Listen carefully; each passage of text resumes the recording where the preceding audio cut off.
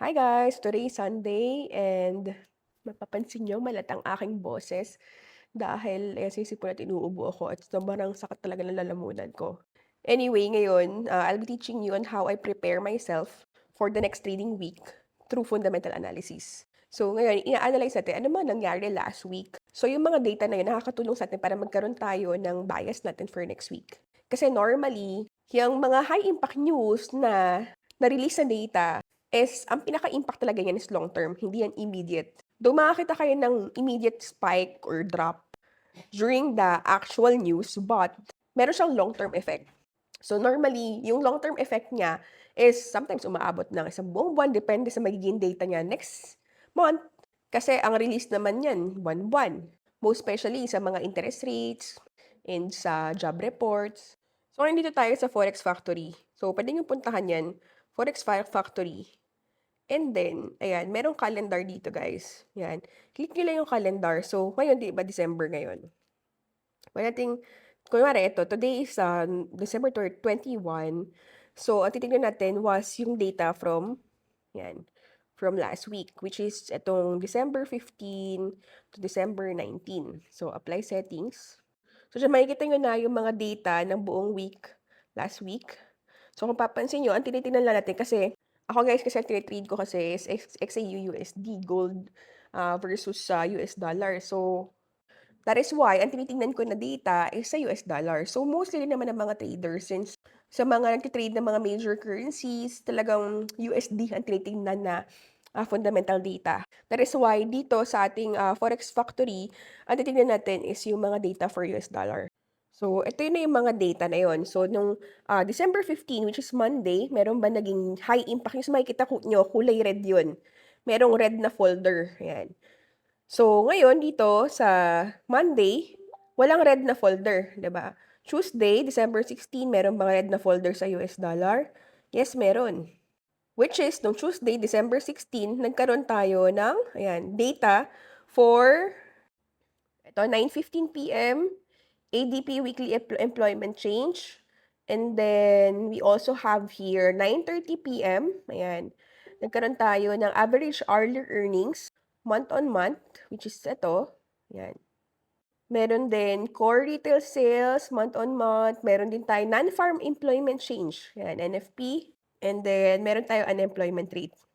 So, ang mga pinaka-crucial na data dito is, na pwede natin tingnan is itong average early earnings, na NFP, and then unemployment rate. So, silipin natin yung naging data nung Tuesday sa average hourly earnings. Tumaas ba yung mga sahod ng mga nagtatrabaho sa US? So, sabi dito, ito, ang naging forecast nila is 0.3%, which is actually babagsak from previous. However, ang naging actual result niya is 0.1. So, this is worse than expected. 'Di ba? So, imagine niyo, akala nila 0.3 lang yung ibababa. Pero actually, mas bumaba pa. Bumaba pa ng 0.1% yung idadagdag dapat na sahod sa mga tatrabaho sa US. So, meaning, this is not favorable for US. So, pwede nyo i-note yan. Pwede nyo ilagay sa mga journal nyo na ano ba yung mga naging resulta nito para at least alam nyo, iniisa-isa nyo yung mga bias nyo. Next, itong non-farm employment change. So, sabi dito, yung pinaka-previous niya was negative 105,000. Bakit? Kasi remember, di ba nagkaroon si US ng shutdown? US shutdown sa nawalan ng trabaho yung mga empleyado nila. Marami din talaga mga nawalan ng trabaho during that time. That is why yung data previously was 105, ayan, negative 105. And now, yung pinaka-forecast nila is aakyat siya ng 51,000. But, yung naging resulta was, ito, better than expected. So, mas mataas pa yung itinaas niya. So, the question is it good ba for US, yung non-farm? So, ibig sabihin, marami bang nadagdag na trabaho sa US? So, ibig sabihin, since tumaas siya, better than expected siya, yes, mas marami nadagdag na trabaho sa US. Tignan naman natin tong unemployment rate. Ang unemployment rate, ano sabi dito? Previously, it was 4.4%. And then, ang forecast nila was 4.5%. However, the result was 4.6%. So, this is worse than expected, guys. Bakit worse than expected? Kasi, unemployment rate po 'to. So, ibig sabihin yung percentage ng mga tao na dagdag na nawalan ng trabaho, 'di ba? So, mga nawalan sila ng trabaho, so nadagdagan siya.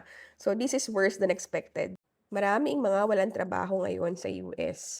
Pareho coach, nakakalito kasi iba-iba yung ano, merong worse than expected, merong good for US dollar, merong bad for US dollar. So, paano yung magiging bias dun? So, ganito siya guys, kapag sa non-farm payroll, bullish, meaning better than expected, paakyat siya, maraming mga nagiging trabaho, mga bagong trabaho, tapos bumababa rin yung unemployment rate, and then tumataas yung average early earnings, yung nadadagdag sa sahod nila, ibig sabihin strong bullish yun.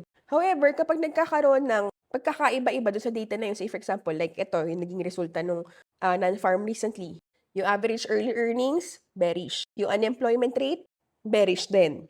Pero yung non-farm payroll, medyo bullish siya. So, anong resulta nito? Slightly bearish siya for US dollar. So, ako as a trader ng gold, expect ko na, okay, so bearish na yung US dollar for the next 1 month this December for the non-farm payroll, then I would expect that the gold would spike up.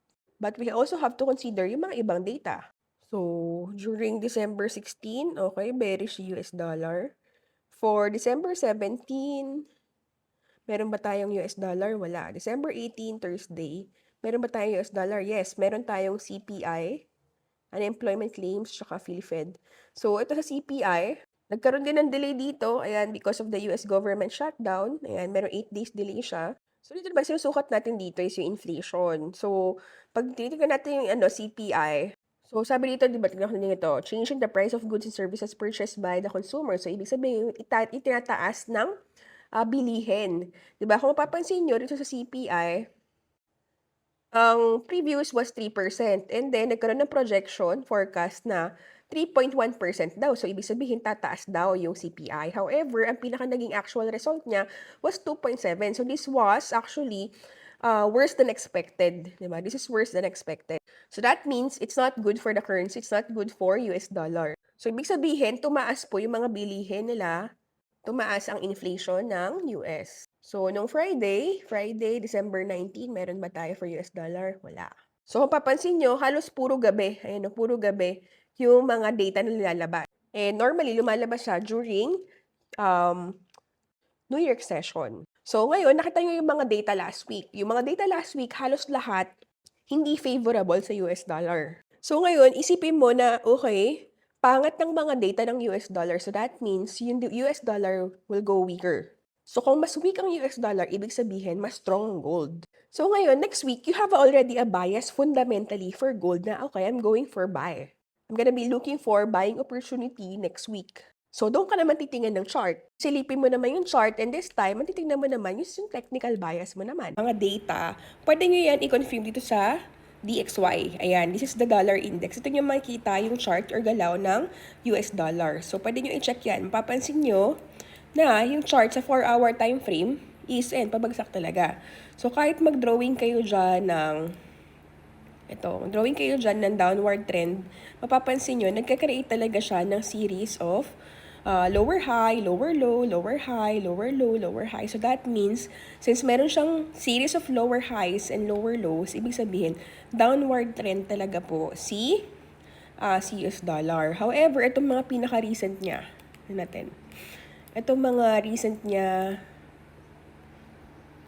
gumagawa siya dito ng micro uptrend. Ayan. So, may micro uptrend siya dito.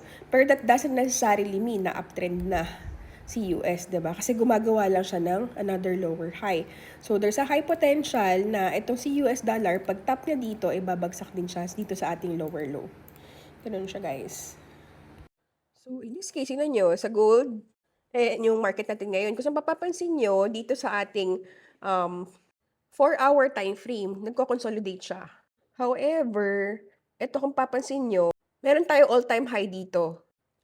This is the all-time high, and now, ang ginawa ni gold recently, which is, kailan ba to? December 18 ata to, na nagkaroon ng CPI. Ayun no, tinap niya. Tinap niya itong all-time high natin. Pero bumaba rin siya. Then bumalik siya sa consolidation area na to. So, ngayon, technically, ang pwede natin gawin dito is hanapin natin yung pinaka-support ngayon kung saan siya nagdo-dwell. So, papansin nyo, hindi niya binabasag tong area na to. and also this area. So now, what we're gonna be waiting is yung breakout. We have to wait for this price to bounce and then break this area and then test this area and then go up. And let's see kung hahabol si gold na i-surpass niya 'tong ating all-time high and magkaroon na naman siya ng bago record na all-time high.